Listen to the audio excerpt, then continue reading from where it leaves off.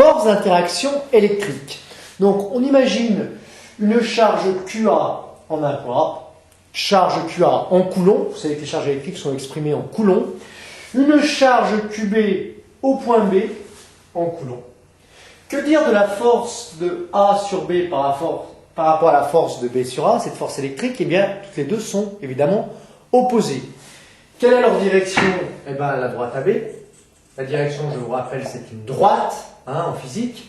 Le sens, ben, évidemment, ces deux forces auront des sens opposés, sens opposés. Voilà pour leur sens. Et leur norme, eh bien, leur norme vaudra toutes les deux f de A sur B égale f de B sur A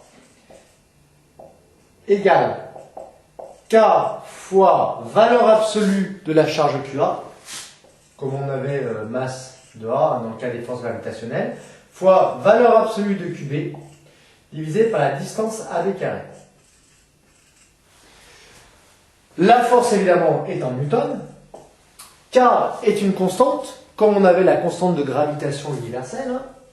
Elle vaut 9 fois 10 puissance 9 unités du système international. Ensuite, eh bien évidemment, AB doit être en mètres, donc ici on aura des mètres au carré. Ici, ce sera des coulombs au carré. Voilà pour les unités légales, évidemment, des forces en newton. Voilà pour la loi d'interaction électrique.